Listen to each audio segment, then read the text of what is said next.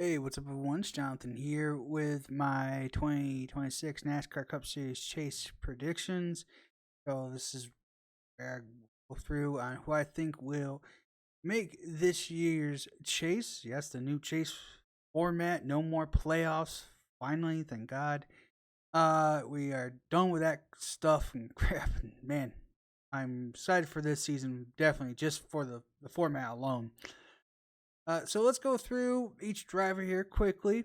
Uh, Obviously, I have Kyle Larson, Christopher Bell, Ryan Blaney right there. I don't see how they are not going to be in the chase. Being consistent and winning will get you in. There's no one more win you're in, but you'll get more points for winning. So these guys are a pretty good lock in for sure at this point in time. I know Blaney.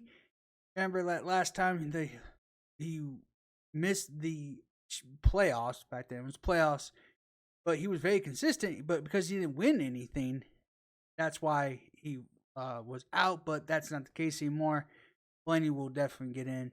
Now, Danny Hamlin, I have him fourth. Now, let's be very clear. I want to make clear here that the list I have is not where I think they're going to be seated, but where just generally how I feel like they're going to be close in the chase.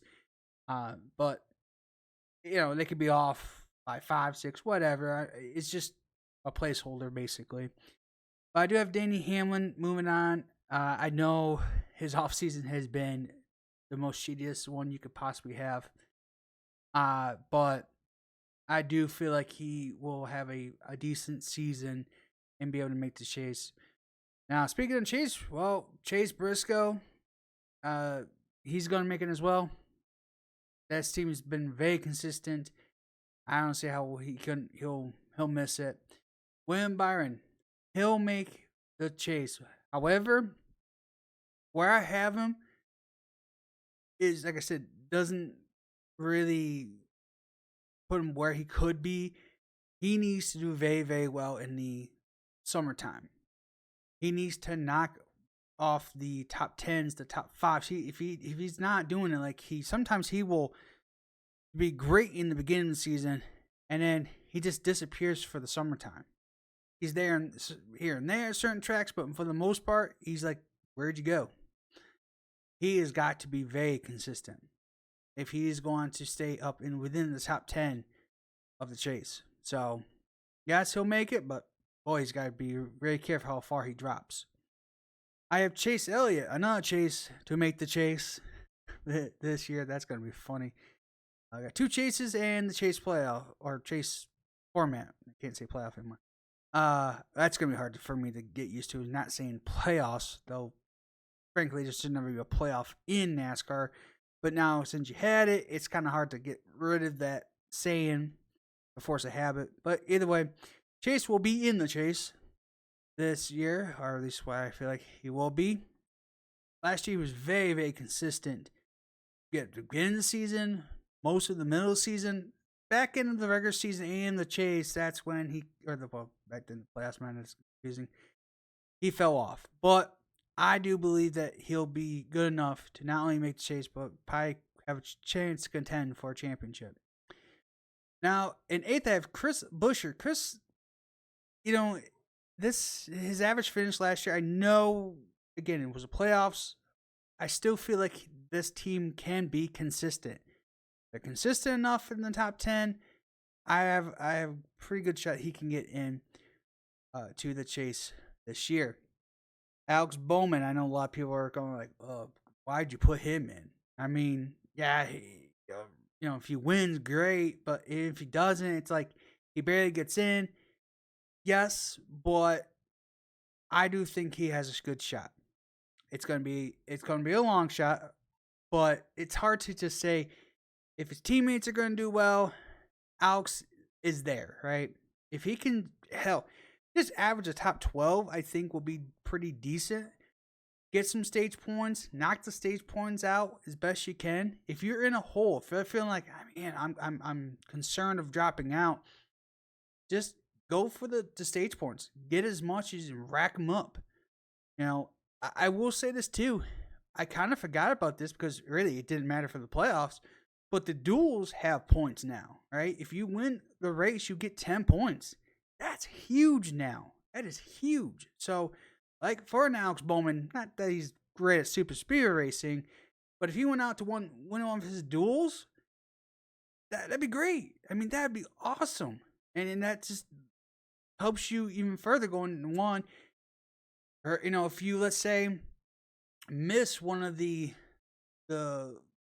stage and didn't get points for that stage, you getting that 10 points for the duels kind of makes up for what you missed for the Daytona 500. Or better yet, what if you just go out and win both of the stages and win the duel that you're in? That's 30 points right there. And then, win, that'd be even better. But that would be huge starting off the season. And for Alex Bowman, that would really be good. So I still think that he'll make it in. We'll see where he seeds. Tyler Reddick for 2311, a very consistent driver. Definitely needs to be better during the playoff times, but I really won last year for playoffs. Sorry, chase now, but definitely, he'll make the chase for sure. I really almost have no doubt in that one.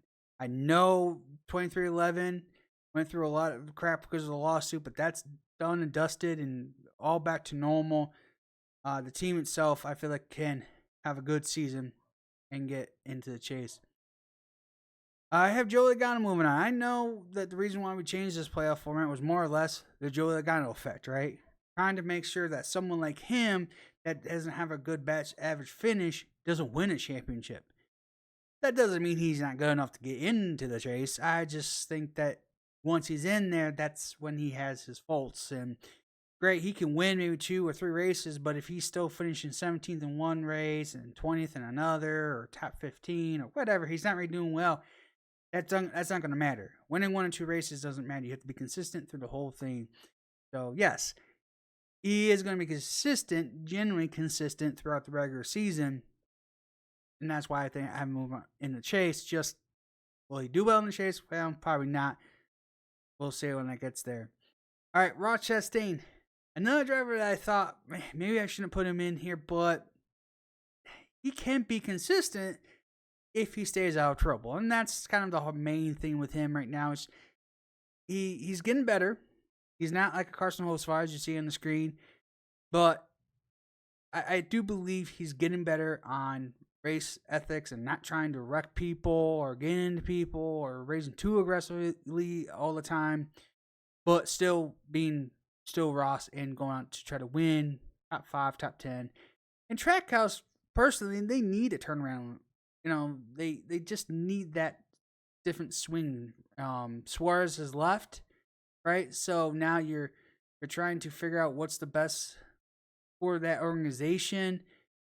And the best driver for that organization right now is Ross Chastain. So, if anything, I'd put all my cards onto him and try to do the best you can to get that championship with him and to make the chase. Next, I have Brad Keselowski, and I guess I know he has fractured fibula, I think it is. Hopefully, he'll be ready for the Daytona 500. He is missing the Clash, but he said he should be ready for the 500. If he is, I think this is the best thing for him, this chase format. I know that you would think it wouldn't be, but remember, he's old school. He was brought up into the chase format as well. He won a championship in the chase format, so it's not like he's not used to this. Granted, back then it was 10 drivers versus now 16. He's still, I think this falls great into his hands, and especially for this organization, that generally they can't go out and win every single race, right? They're not always up there to win. But if you could be top 10 and top 5 almost every week, that would more guarantee you get in. I know I have him low in the seed. I just, I put him there just for sake putting him there. Really, he could be higher, could be right where he is, but I think this would be pretty good for Brad Keselowski and Roush Friendly Keselowski as well. As you can tell, I had Chris Buescher up there in 8th. Also, I have another one of Ryan Priest. I don't see how that he can be consistent himself too. Now, that being said, he's got one, keep all four wheels on the ground when it comes to super speed racing, and just avoid trouble where for the super speeds and wherever his strong suits are, wherever track that he's good at, capitalize on it. Get those top tens when you can. He's going to be on the borderline. That's why I have him roughly around 14th. I think he's going to be close. I think he can make it. It's going to be close though. That's why I have him more lower in the chase here. Carson Hocevar. Now I just talked about Ross Chastain and how aggressive he's used to be, and he still kind of is a little bit. But Carson Hocevar, I am putting him in here only because he is fast. If he can just calm down, not cause major wrecks, let this team of aspire to put him in good position to win races or get good finishes, he will make the chase. He has got to stop being his own enemy out there. He's got to stop being the cause of not finishing races. Stop causing wrecks. Stop being a part of wrecks that, like, if you think there's a hole that you're questioning that there's a hole to make a pass in, then don't take it. I know he's a go-getter. He wants to go get every position, win a race. But in this chase, you have to be perfect. You have to have precision. You cannot overdrive of your head. You have to use your head. You got to think about what you're doing before you even to potentially put yourself in a risk of wrecking and then not making the chase because you're just DNFing every week. He is good, but he's got to calm down. He'll make it. I think that's probably why I'm putting him in here, because I'm hoping that maybe these few years being into the Cup Series, he's learned just a little bit more that he can do it. Now, I'll promise you this. If I get it wrong, it's just because he's not learning, right? And some people probably say, he's just not going to learn. He's going to have problems. But we'll see there. All right, the last person I have in here is Shane Van Gisbergen, SVG. Now, you're going, wait a minute, John. There's no winner in anymore. How do you think he's going to get in? Well, if you go off last year's playoff system, I know that points are different compared to what the chase is going to be. But he did make it without the playoffs. Okay, he made it on points. But, does that mean he's going to be okay and do good this year? I don't know. I'm banking on him winning all the road courses again. I know he's got the 87 now. Is it 87 he's going to be driving? I'm drawing a blank of his name. I apologize. Connor Zillage. There we go. I forgot his name for some reason. I know he's got maybe a battle with him because he's pretty good at the road courses and stuff. But this being that his first year fully in Cup, I think he may struggle just a little bit more. So that's why I feel like if he wins every single road course, he just, again, if he can average top 15s, that should be almost good enough to make it in. It'd be tight. It'd be close. I think the bubble line is going to be very tight. But I think he'd get in. I think he could. So it's not that it's some he seminal favorite or just because I like him. It's because I think legitimately he can get in. He's getting better. He's proven that he's gotten better finishes. Yeah, maybe by some luck here and there, but generally he's been better. So we'll see. Now, you're probably seeing, well, John, where's Bubba? He won the Indy 500, or the Indy 500. Yeah, right. Brickyard 400 at Indianapolis. Look, going based off his average finish last year, it was like 18.5.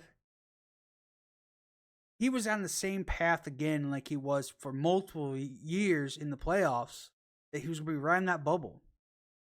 And without that win, I don't think he would gotten in. It'd been very close.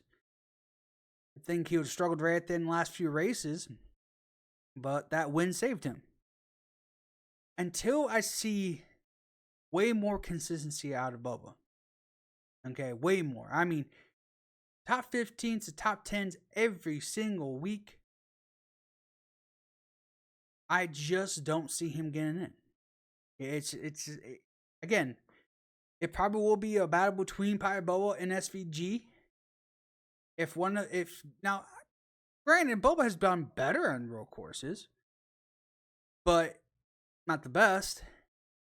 And since a lot of these road courses, I think the last road course is actually the new one for the naval base, because Never Watkins Glen now is in May.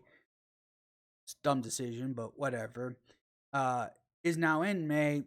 Your road courses a lot sooner in the season, so SVG is gonna knock out a lot of the road courses quick. If he goes on and just spanks the competition and wins all, he'll rack up the points, and then it's just more or less trying to be consistent the rest of the summertime, stay in the top 10. Bubba, he's got to start out of the gate just being there, being in the top 10 all the time. If not, it gets worse and harder to build that points back up to get into the chase. So it is going to be a borderline thing, but right now I just don't see it.